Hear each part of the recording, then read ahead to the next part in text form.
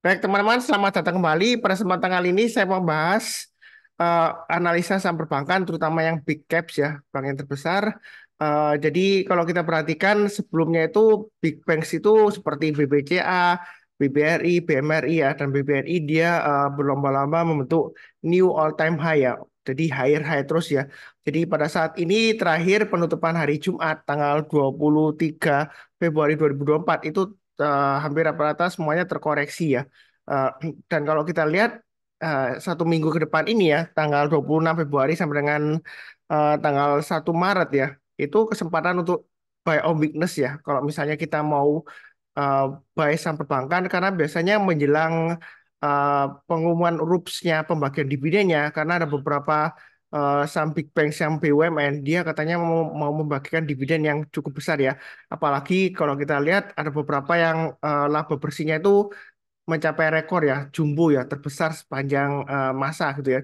Dan apakah nanti dividennya juga besar? Kalau kita lihat dia mumpung masih koreksi, kalau misalnya mau spekulasi buy on weakness dengan sentimen nanti kalau diumumkan dividennya besar, ya yieldnya besar sehingga harganya terangkan naik. Paling tidak ya mungkin 2% masih dapat lah ya, nggak sampai 1 bulan. Karena beberapa itu rapatnya kurang lebih di awal Maret sampai pertengahan ya, atau minggu ketiga paling lama kalau nggak salah ya. Ada yang mulai dari awal Maret, ada yang pertengahan ya seperti itu ya. Tapi yang minggu ketiga kelihatannya nggak ada sih. Tadi saya lihat sekilas kebanyakan sih minggu pertama sampai minggu kedua ya seperti itu ya untuk saham perbankan. Jadi saya akan lihatkan dulu untuk statistiknya ya. Jadi sebelumnya sebentar saya akan eh, lihatkan dulu. Sebentar saya bingung ini yang mau di-share yang mana ini. Jadi oh iya sebelumnya kalau kita perhatikan untuk event yang akan datang ya nanti ya. Jadi hari hari ini ya, malam ini ya, itu ada event untuk weekly market outlook ya. Jadi weekly market outlook itu adalah meeting mingguan ya untuk membahas saham-saham yang akan datang untuk periode 26 Februari sampai dengan 1 Maret ya. Ini akan dibahas minggu ini Zoom meetingnya jam 7 sampai dengan setengah 9 malam waktu Indonesia bagian Barat. Jadi yang belum daftar silakan daftar. Linknya ada di video deskripsi bawah ini. Kalau misalnya ketinggalan eh, mungkin bisa ikut berikutnya lagi minggu depannya lagi ya karena rutin setiap minggu akan dibahas untuk minggu yang akan datangnya tapi jangan sampai ketinggalan ya seperti itu ya. Dan kemudian untuk hari Senin itu juga ada event untuk live trading ya, linknya juga ada di video deskripsi bawah ini. Jadi ada dua event ya, malam ini weekly market outlook dan besoknya pagi jam 9 sampai jam 11 waktu Indonesia bagian Barat yaitu live trading beserta sekuritas CP ya, Valburi ya. Jadi nanti kita akan bahas strategi apa dasar-dasarnya dulu ya yang diperlukan untuk live trading ya seperti itu ya. Jadi jangan lupa sign up free ya, jadi nggak dipungut biaya sama sekali. Nah, kalau kita lihat di sini untuk jadwal pembagian dividen ini berdasarkan berita yang saya kutip dari CNBC Indonesia tanggal 15 Februari 2024 ya. Ini BBRI dia akan mengadakan RUPS untuk meminta persetujuan ya biasanya jumlah dividen yang akan dibagikan. Jadi dia rapatnya Jumat 1 Maret 2024 ya. Kemudian kalau kita lihat dari laba bersihnya dia naik 17,54% secara tahunan ya seperti itu ya. Dibandingkan dengan tahun 2022. Jadi laba bersih 2023 dibandingkan 2022 itu naik 17,54% ya seperti itu ya. Eh, Kemudian kalau kita lihat BBRI dia rapatnya tanggal 4 Maret 2024 hari Senin. Eh, Dia laba bersihnya kalau kita lihat naik sekitar 14,2% ya year on year.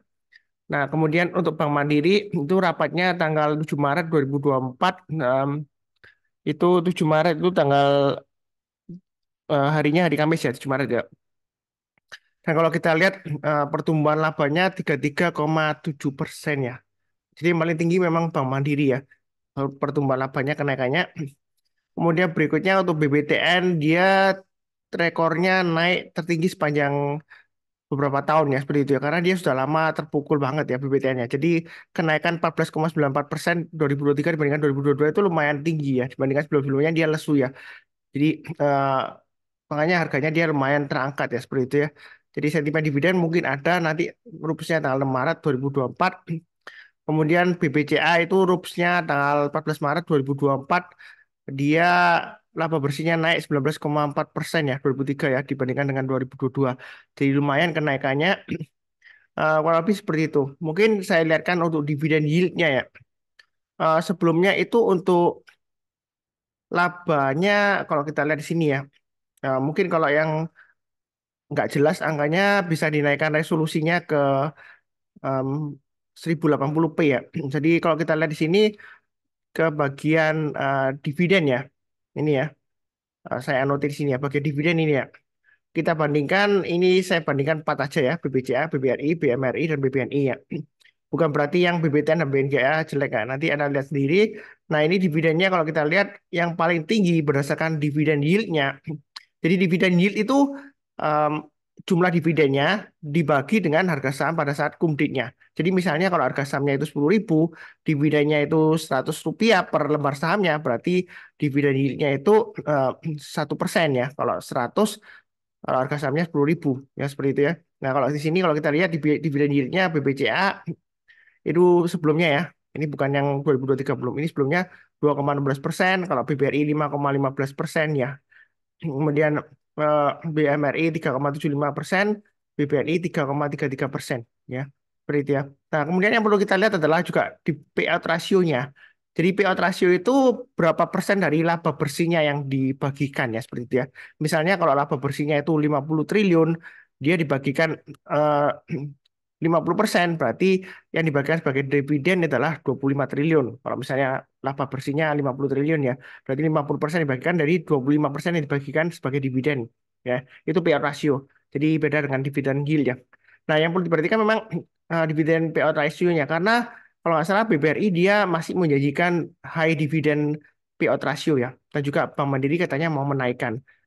BNI ini juga rencananya juga menaikkan juga ya seperti itu. Kalau BCA saya belum tahu, kemungkinan kurang lebih masih sama dividen payout rasionya. Tapi karena laba bersihnya naik ya kemungkinan dividen yieldnya juga naik ya seperti itu ya.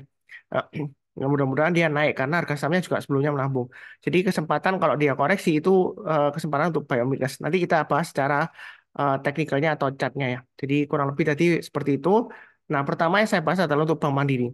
Terus terang untuk Bank Mandiri ini sebelumnya kan saya sudah cerita ya, saya ketinggalan untuk bank perbankan ya, karena saya sudah sibuk juga urusan keluarga. Kemudian sebelumnya saya sudah take profit, saya nggak buyback, tapi kali ini terakhir saya sudah sebutkan di grup ya, saya buyback untuk BMRI mulai dari 7.050 sampai 7.100 ya. Saya buynya nyicil ya. Nyicilnya itu dia memang nanti kalau turun lagi saya beli lagi, tapi bukan berarti saya average on, enggak. Saya batasin maksimum nanti saya sampai 6.500 ya. Jadi kalau dia turun mungkin nanti saya mau koleksi lagi. Pokoknya menjelang pengumuman RUPS-nya ya seperti itu ya. Tapi jangan dibiasakan terus-terusan ya. Ini hanya sentimen pembagian dividen aja. Tapi saya belinya belum banyak sih, masih sedikit ya. Kalau kita lihat dari porsinya ya kurang lebih masih sekitar 10%-an. Ya seperti itu ya. Karena memang dia masih koreksi.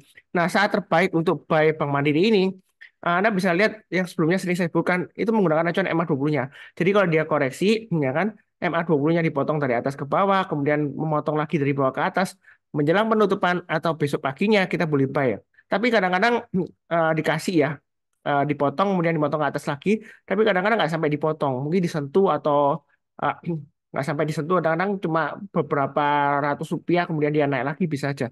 Jadi strateginya kalau belum punya, Anda bisa tunggu di sekitar MA20-nya buy and 6.800 atau maksimum 6.500 ya. Jadi kalau turun jangan langsung buy.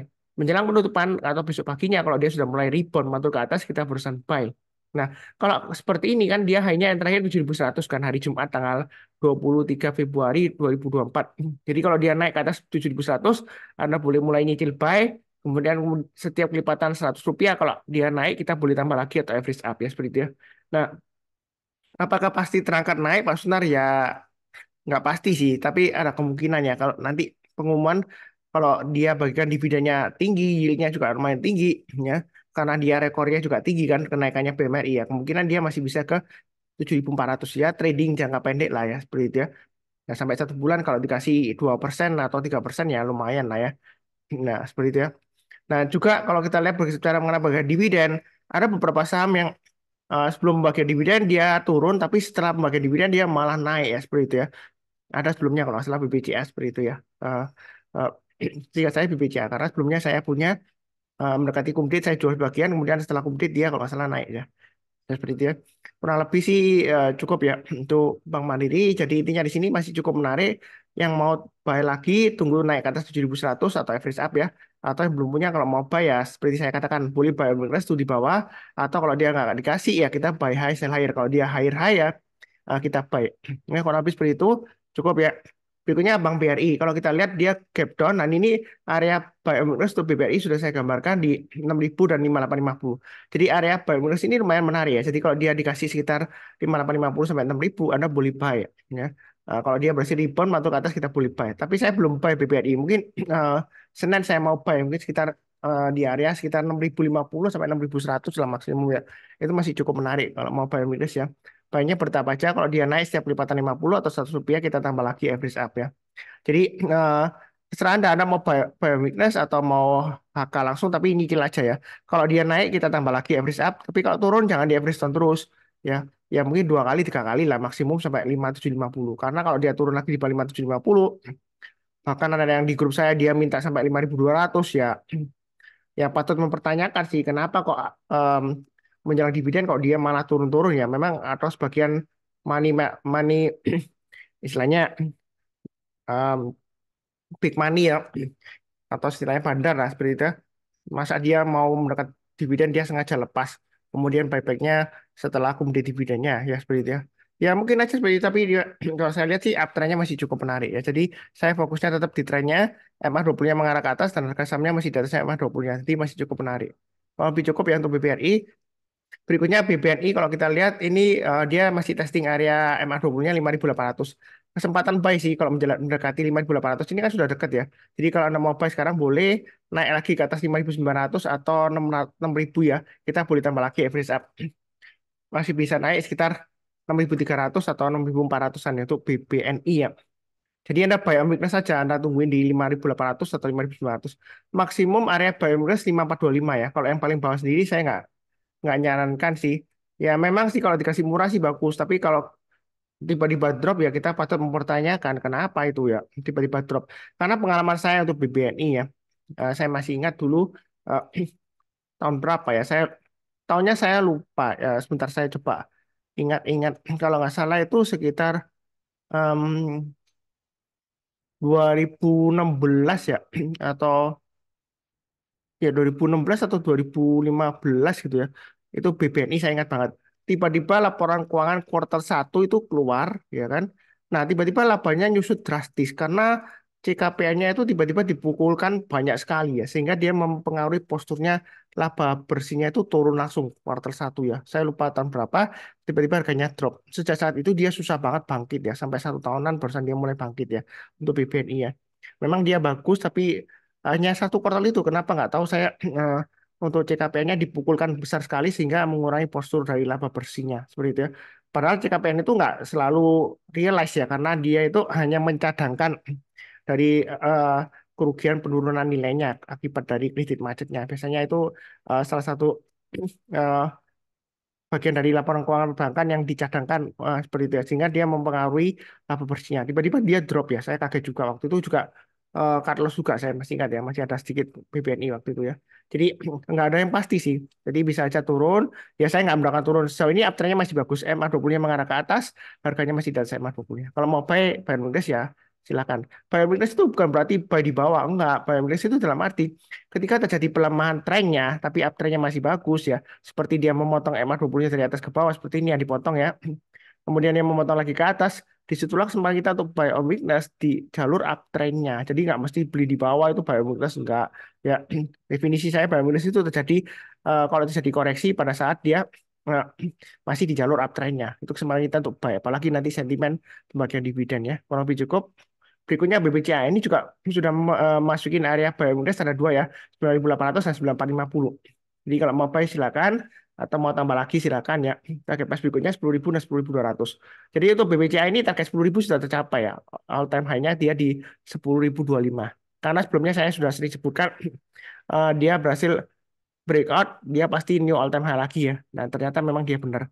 Memang saya hanya sampai 9.700 karena waktu itu memang dia turun ya. Saya kena trailing stop tapi saya nggak kejar lagi kalau dia naik ke atas 9.800 waktu itu saya nggak buyback, tapi saya masih mikir-mikir ya, nggak tahu apakah nanti buyback atau enggaknya. Tapi saat ini saya sudah buyback BMRI ya. Mungkin nanti BBRI saya buyback dan juga mungkin BBCA ya.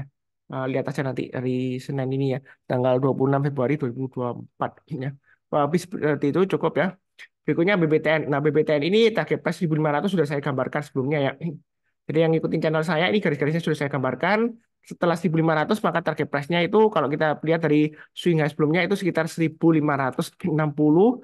Kemudian berikutnya lagi ini kalau kita lihat sekitar 1.640 ya. Itu targetnya dari eh, BBTN-nya. Jadi kalau kita lihat di sini uptrend-nya masih bagus. Memang dia jauh dari MA20-nya. Kalau mau buy on weakness untuk BBTN, saran saya tunggu di area sekitar 1.375 atau 1.400 ya. Jadi kalau dia turun jangan langsung buy. Eh, Tunggu kalau dia berhasil rebound mantul ke atas kita barusan buy ya seperti itu ya. Memang nggak sampai dikasih ya di sini hanya sampai ini low-nya sampai 1.420. Jadi kalau nggak dikasih kita bisa buy high sell higher. Jadi kalau dia naik ke atas 1.500 kita buy target price berikutnya 1.560 dan 1.640 ya. Untuk BPTN memang masih super bagus uptrendnya, tapi karena jaraknya dia masih terlalu jauh dengan MA20-nya, mungkin lebih baik pilih yang lainnya yang sebelumnya ya, yang saya bahas. Ya, atau sekalian kalau mau buy high sell higher lebih baik. Jadi tunggu buy weakness di 1.400 atau di 1.340 di MA20-nya di sini ya. Kalau dipotong jangan langsung buy. Tunggu kalau dia berhasil rebound atau ke atas kita barusan buy. Ya kurang lebih cukup. Berikutnya untuk BNGA. Nah, kalau kita lihat untuk BNGA ini kan dia sebelumnya dia breakout ya kan capai new all time high di 2130. Ini sebenarnya untuk BNGA sudah saya bahas lama ya. Jadi kalau yang nunggu sideways-nya kan ini sudah saya sering bahas tiap minggu ya. Tinggal saya ya sering banget. Jadi saya bilang masih ada kemungkinan ke 2000. Ternyata dia sampai 2000. Nah, di sini kan dia sudah koreksi. Nah, MA20-nya kan jauh di bawah. Kalau yang mau buy weakness tunggu aja di 1850 atau 1790. Nah, paling dekat memang di area 2020 ini ya, sudah dites ya dia ya. Tapi kalau mau karena ini masih merah, dia ada kemungkinan masih tes lagi 1950 sampai 1900, maka kalau yang mau buy obligasi untuk BNKI ya di area sekitar situ aja. 1900 sampai 1950 atau 1850 atau satu paling bawah 1790. Tapi jangan di bawah 1790 ya, karena dia sudah naik tinggi kalau terlalu bawah nanti ceritanya sudah selesai ya. Uptrendnya sudah selesai nanti istilahnya itu umumnya orang istilah kebagian cuci piringnya nanti kalau Anda tunggu biometris di 1705. Ya karena sudah selesai, dia sudah naik tinggi, kemudian dia koreksi lagi, balik lagi ke awal ya. Anda belinya di 1705 dapat murah, tapi kan kapan naiknya lagi kita nggak tahu ya seperti itu ya. Jadi kadang-kadang kalau kita bicara mengenai eh, murah itu relatif ya. Relatif itu dalam arti Anda belinya di mana, trennya seperti apa. Kalau misalnya dia afternya masih super kuat ya dia dikasih koreksi 2000 pun seperti ini dikasih 2000 ya. Kalau dia naik lagi ya dia masih cukup murah ya. Ya, seperti itu karena afternya masih bagus. Tapi kalau dia MA20-nya sudah mengarah ke bawah dan harga sahamnya sudah jauh di atasnya MA20 sudah di bawahnya MA20-nya makin turun ya memang makin murah tapi masalahnya kapan naiknya seperti itu ya. Kurang lebih sih cukup pembahasannya untuk saham perbankan. Nanti saya akan post video yang lainnya juga. Jangan lupa untuk daftar untuk event malam ini ya, gratis Zoom meeting. Masih ada kuotanya karena kuotanya sekitar 300 orang dan yang terakhir pendaftaran kurang lebih sekitar 250 sampai 254 kalau salah. Saya nggak ingat ya. Karena saya terakhir tanya saya teman saya sekitar 250 atau 254. Pokoknya 250 ke atas. Tapi biasanya karena free event ya 250 orang paling ya yang datang 70% ya maksimum ya dari yang daftar ya begitu ya. Jadi masih ada tempat sih. Maksimum zoomnya sekitar 300 orang ya. Jadi masih cukup eh, akan bahas sama-sama yang akan datang. Jadi saya rutin bahas tiap minggu ya. Itu free nggak kena biaya. Jadi daripada Anda eh, biaya langganan dengan kan ada tuh yang buat YouTube channel rekomendasi saham atau analisa saham setelah dia sampai ratusan ribu terus kemudian dia buka membership ya jadi meeting weekly itu sebagai yang berbayar kalau saya kan free jadi nggak ada biaya apapun. Eh, Memang sih saya ada tools berbayar juga live wallet tapi itu biayanya murah banget tapi kalau misalnya belum siap untuk bayar ya yang free juga biasa pakai bisa ya ya seperti itu ya karena banyak yang testimoni juga dari member saya yang di grup ya itu dia lihat di YouTube aja sudah lumayan profit ya seperti itu ya dan juga maupun kalaupun loss ya lossnya juga terukur karena sudah disebutkan garis-garisnya untuk pemasangan trailing stopnya atau stop lossnya ya kurang lebih sih seperti itu. eh, Seperti biasanya kalau belum kenal, belum subscribe ya, yang pasang kenal channel Saham Profit ya, Sunar Saham Profit ya. Sekarang saya pakai nama Sunar Saham Profit lengkapnya ya. Silakan subscribe, nyalakan lonceng notifikasinya supaya nggak ketinggalan. Di akhir video izinkan saya untuk mendoakan semuanya selalu sehat, damai dan sejahtera selalu. Amin. Terima kasih banyak. Sekian, tetap semangat.